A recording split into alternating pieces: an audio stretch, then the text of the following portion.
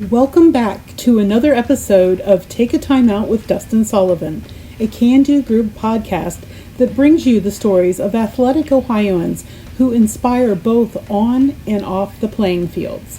Today we have our first return guest. We're turning the spotlight on a man whose journey is as compelling as his leadership, Coach Stefan Adams. Born and raised in the heart of Westchester, PA, Stefan's story is one of determination and passion. A proud alumnus of Bloomsburg University, he not only excelled academically, earning a bachelor's degree in communication studies and a master's in school counseling, but also left a mark on the football field. As team captain in his senior season of college, Stefan's leadership was undeniable, guiding his team to the NCAA football playoffs twice, and even reaching the national semifinals. But Stefan's impact didn't end at Bloomsburg. Today, he continues to shape lives as a counselor in the Findlay City Schools. As he gears up for his fourth season as the head football coach for Findlay High School, Stefan's legacy only continues to grow. So stay tuned as we delve into the life of Stefan Adams, a true leader who teaches us that the game of football is not just about scoring touchdowns, but also about scoring goals in life. Well, Coach Adams, thank you for taking a time out with Dustin Sullivan today. You're our first return guest Love it. on the podcast, so we really appreciate you doing that and being available. So we'll jump right into the questions here. You're entering your fourth season as a head coach at Findlay High School. How have you involved as a head coach? How have you evolved as a head coach during the past 3 seasons?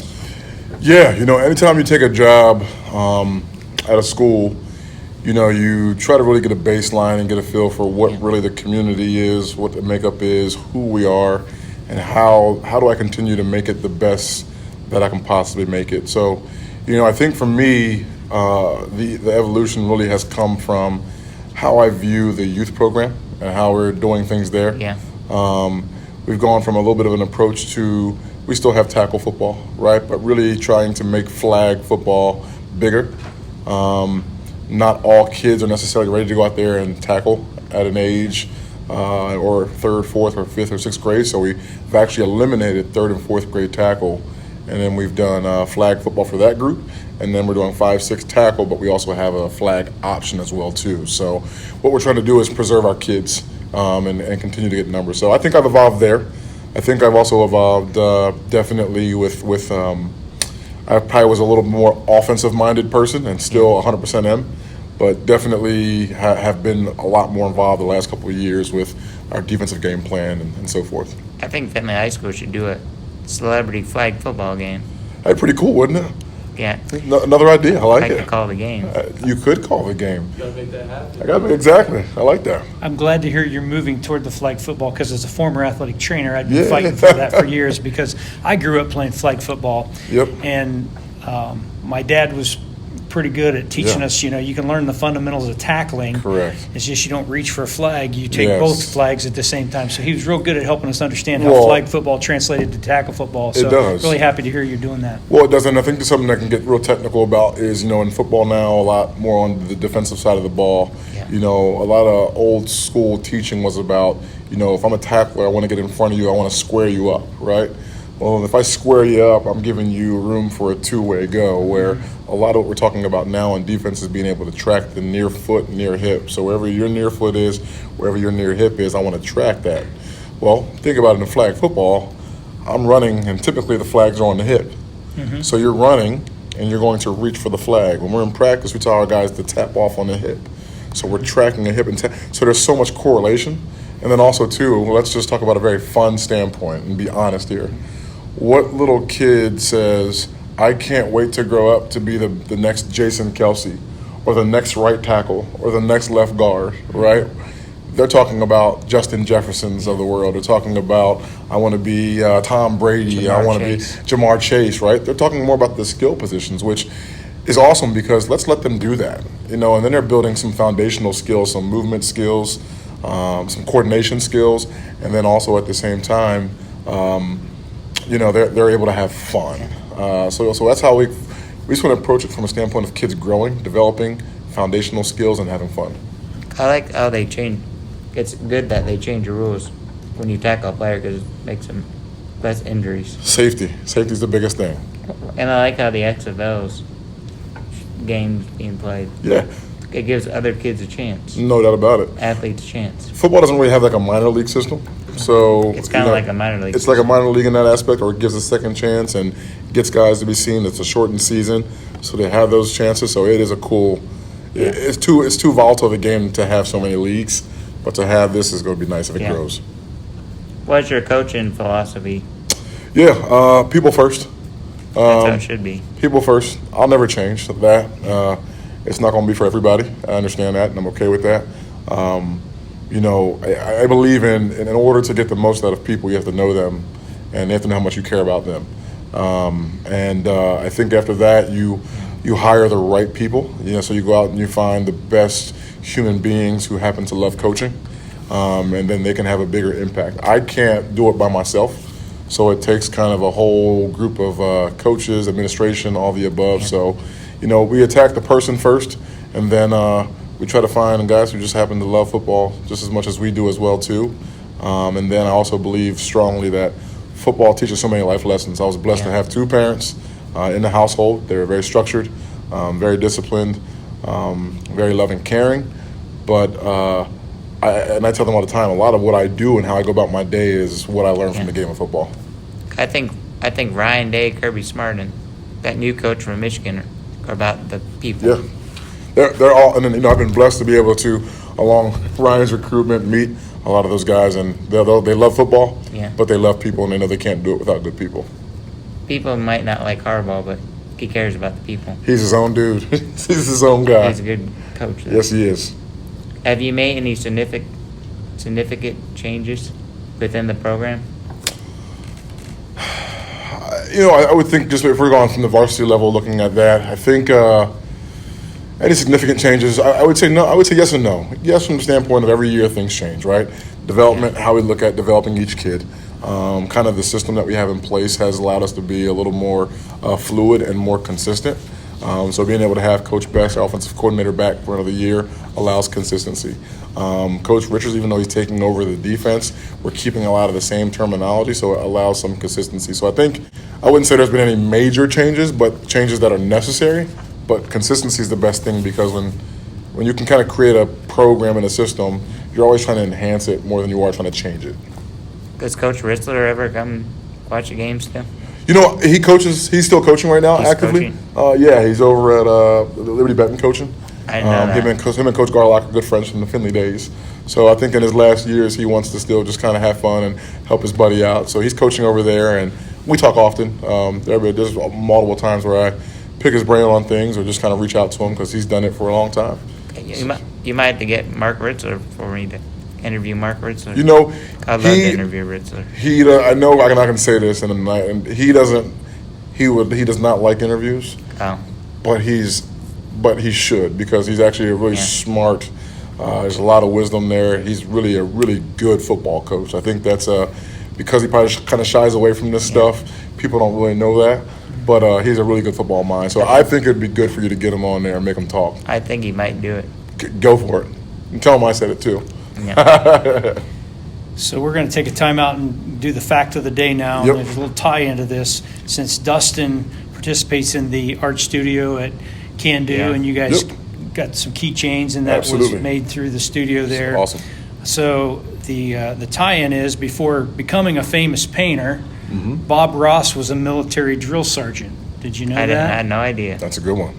Okay. All right. So my question is that's a completely different personality, drill sergeant versus the Bob Ross I watch on the video. So he's like a teddy bear.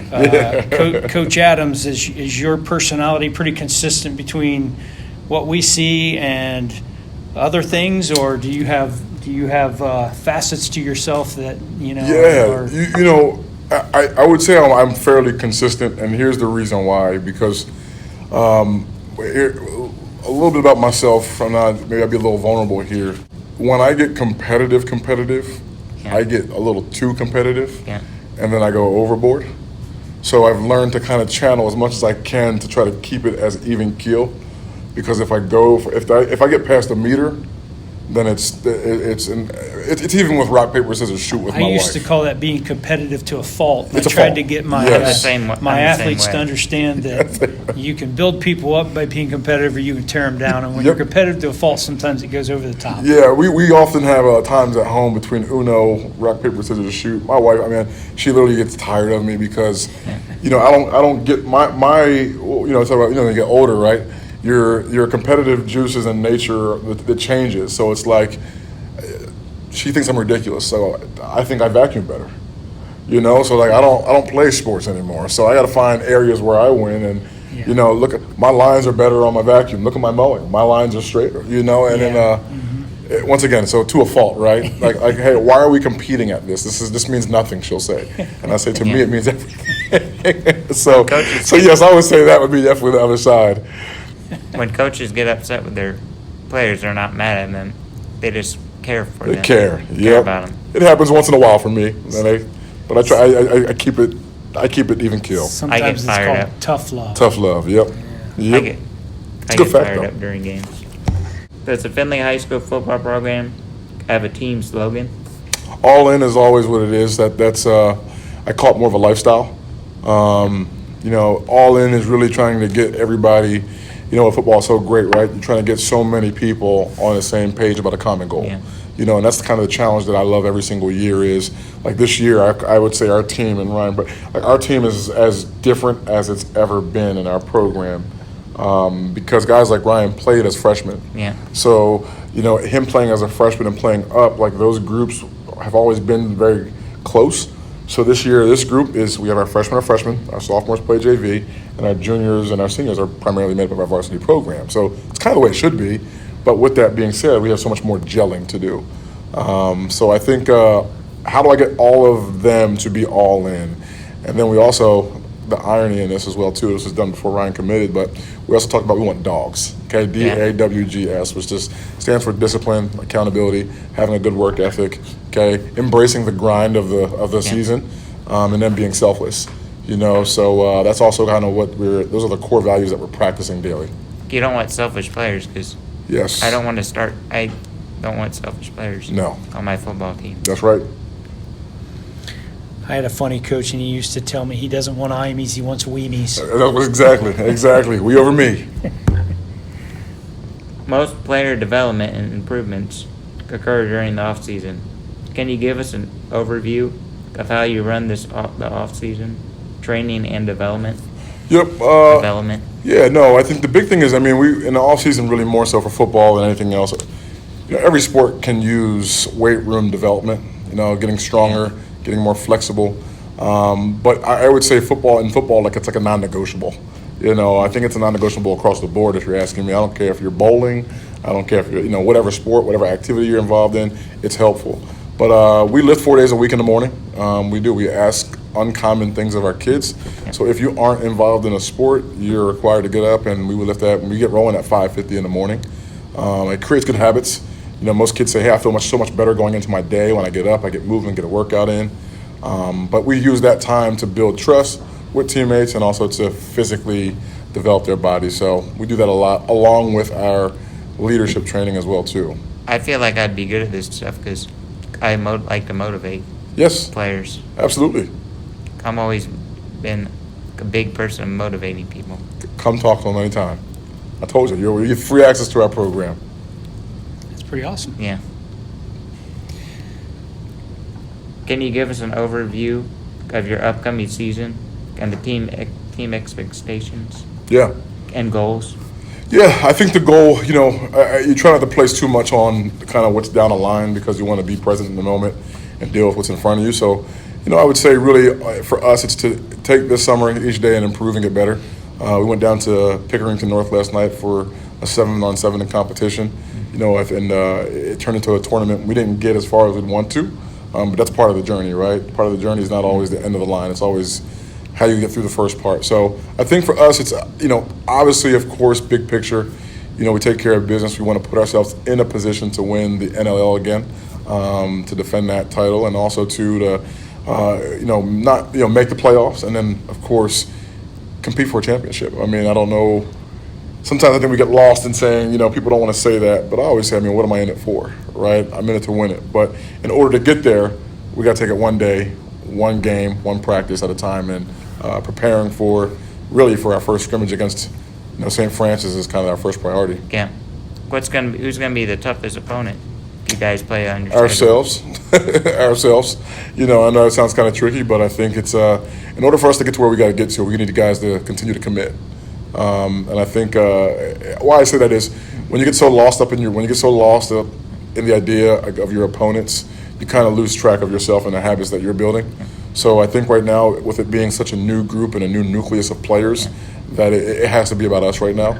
And then in turn, I think if we take care of our daily habits, being disciplined, having great accountability, work ethic, and so forth, I think good things will happen. Do you have any big powerhouses that you didn't play last year you get to play this year? It's the same exact schedule. So That's crazy. It's the same exact schedule. It'll change moving forward, but it's the same exact 1 through 10 as it's been last year too. I think you guys will run the table. We're going to do it one game at a time, and that's the goal. Hopefully come out on top. I think you guys are going to go 8-2. Love it. Helps when you have a good quarterback too, right? Yeah. Ryan's going to be healthy this year too. That's right. I shouldn't have said that. Yeah, we'll keep him. Don't worry. We'll protect him. Nobody touches the quarterback.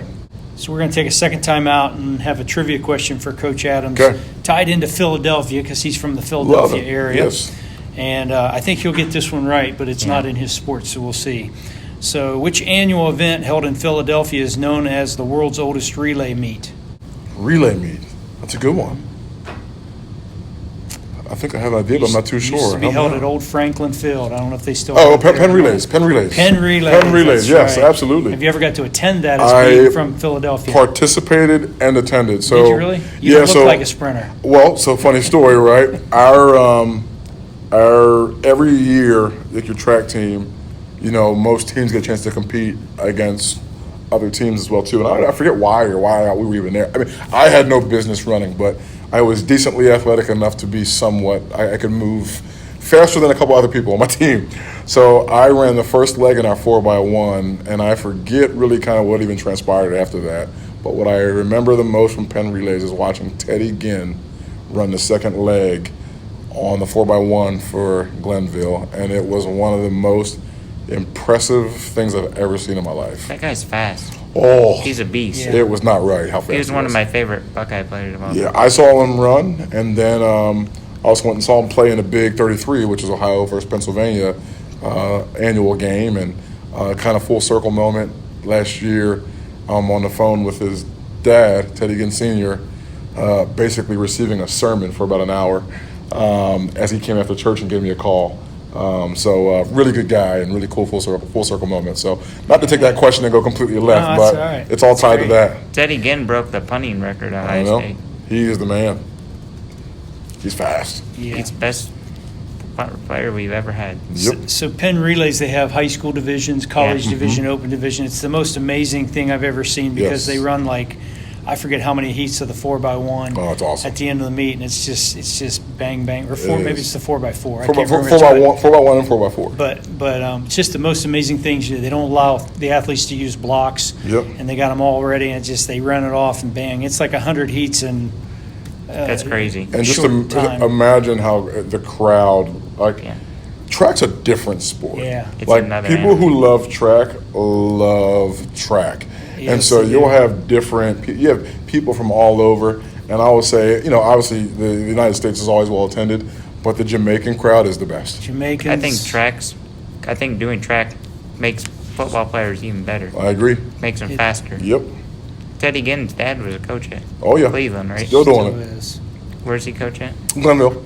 I thought so. Yep. Because dad's a good coach. Great coach. What's their nickname? Glenville what? Eagles. Tarblooders. Tarblooders. Yes, yep. What's it? I don't know what it is. Don't have no clue what it is. I just know that's their What's name. the logo look like? I don't know. We'll look it up when we get back. It's interesting. Oh. All right, we're going to hit the home stretch here, and we're going to move to this question. Oh. What inspired you to be a coach? Multiple factors. I grew up in the church. My grandfather, still living to the day, ran a church called Maranatha Evangelistic Temple Church. And a combination of that, my parents, mostly my family is made up of educators. So, being a servant leader was always something that I grew up around. I don't think I knew any better. I tried really hard to go left, and I thought I was going to travel the world and play in a band. Because I played drums when I grew up. And we just loved jamming out, my uncle and I. So I thought I was going to do that, but I knew pretty early on that once I started being around the game of football, that it's what I wanted to do. So it's been a dream ever since really middle school, that I knew once college was done, I was going to go right into coaching, and I sure did. That's awesome. What have you learned from players during your coaching career? Great. So much. We don't give kids enough credit. Resilience, how much they truly want to be part of something, how sometimes their failures are their outlets of trying to learn how to succeed. And you just genuinely can't take anything at face value. Most people want to be part of something special. And I think it's our job as adults to not just, we spend too much time expecting them to know instead of just guiding them. And I think what continues to learn every single year by tough love, right? I was giving the kid he got a pretty good chewing yesterday. But it was out of tough love because I want him to be better. Well, he's in this game of football because he wants to be better as a person more than he even knows right now. So I think I just learn every single year how important it is to cultivate an environment where kids want to be part of and grow as human beings. I think the people that come to high school games make the city of Findlay a better place. No doubt about it. It helps the community. 100%. People don't think about that. The other challenge as a coach, I think, is we often forget they're 15, 16, 17, 18. Yep. We expect them to think that Yep. like we do as 40 and But they don't. 35, 40, 50-year-old people that Yep. have experiences. And sometimes you have to stop and slow down and bring it to that level where they develop and Yes. they do learn. You hit on the head. Because it's not that they're not trying. It's Correct. not that they're not committed. It's just the processing for an adult versus a teen Yep. is different. So I like to see that you as a coach, I think, understand that and take that philosophy to them, because they're going to be better men, better people in the Yes. communities and Yep. in the world as they leave your program. I mentioned earlier as an athletic trainer, one of my mottos was I'm trying to help your child for the next 40 years, not the next 4. Correct. And I think it's so the way you're raised, too. Yep, absolutely. Yep, appreciate you're doing that for our community. no doubt. Do you see yourself continuing to be a high school head coach long term, or do you have aspirations to transition into coaching at the college level? I haven't put much thought to it. I would say, I'm sorry, I haven't put too much thought to anything other than being the best Findlay High School leader of people that I could possibly be. I think I have everything I've dreamed of right now. I'm coaching in a district that I think really can be as big as we want it to be, as far as kind of opportunities, experiences. And I also I've always dreamed of being a dad, and a family guy. And, so I have everything I want right now. I'm extremely, I wouldn't say settled. I'm content with where my situation is. My family, a beautiful wife, 2 beautiful kids. I live literally right next to the stadium. I work at the high school. I get great kids. I'm right now, my biggest thing is building this to be the best program and hopefully to be able to one day see my son play if he desires to play ball. But that's where I'm where my feet are right now, and I've learned if I'm not where my feet are, I'm not my best person. So being present and doing what I'm doing now, I love what I'm doing now. Yeah, you never know, your son might play a different sport. You never know. Listen, I always say I don't care what he does as long as he puts hard work and he's coachable. That's it. Now, we're not going to ask him the hot dog question, so do you have any other fun finishing questions for him? If you get one, you think of it, let me know. We will come up with another one know since you he's will. our return guest Yep. first. Well, Coach Adams, thank you for taking a time out with Dustin today and letting us know a little bit more about your program and your philosophies. And you're a great credit to the Findlay community, and we're happy to have you here and wish you great continued success. Yeah. What do you think the best – I got a question for you. Out of all the wing place in Findlay. Which one do you think is the best? Man, I gotta be careful, man, because we got a lot of people that support us. So here's what I'll say. Okay, I love Jack B's. Their chunks are pretty good. You probably find me a lot at Frickers because it's just close to my house. But I enjoy the boneless frickin' chicken there. I'd have to agree with Ryan though. Like if I had to say, like, I know it's not necessarily a wing, but the buffalo chicken wrapper from Cheddar's is out the park. And then a sleeper though. A sleeper is Ralphie's Wings. Yeah. They're a sleeper. Not a lot of people hit Ralphie's, but like if you ever get Ralphie's Wings, like just go in there, there's a lot of meat on that bone, and those are to be appreciated. So now we got a Wingstop. Now you got to try Wingstop. So Wingstop's in the mix too, so I got to try it out. Absolutely. My dad's bringing me food from there for lunch. That's phenomenal. Dustin's trying Wingstop for lunch. I'm getting a garlic parmesan chicken sandwich. Well, that's perfect. So a lot of good places. Lee's Chicken's always good too. So yeah, I can't just pick one. So yeah, got to enjoy those discounts. Yeah. Well, thanks again for taking time, and we appreciate you sharing a little bit about your program and Absolutely. Who you are. No, thank you guys. Always awesome to visit, and maybe a third time, right? Yeah. Love it. Yeah. I like your hat. It's pretty cool. I need a new one. It's what my wife says. I wear out stuff. So like I'm the guy that I can have all these new clothes in my closet, but the most comfortable things are what I wear, and I'll wear it until it can't go. So like I do need a new hat, but like it fits like a glove, so I can't let it go. Maybe that's something about sports guys. I'm the same way. I know it is bad shape. I got all these nice clothes, but I wear the same thing over and over because it's comfortable. Yes, I dress for comfort. I tell them all the time that I'm not a swag guy. I put on what's comfortable for my feet and for my body. So very good. Thank you. I always enjoy talking with you. Thank you for joining today's podcast of Take a Timeout with Dustin Sullivan, a production of Can Do Group. This podcast is made possible by the support of local businesses and community members like you. Thank you. Do you have a sports story to share that is linked to Ohio in some way? Do you know somebody in sports, whether it's a backyard hero, behind-the-scenes guru, or a superstar like Dustin's dream guest, LeBron James? If so, please give us a call at 419-425-2638. Thank you for listening, and see you next time.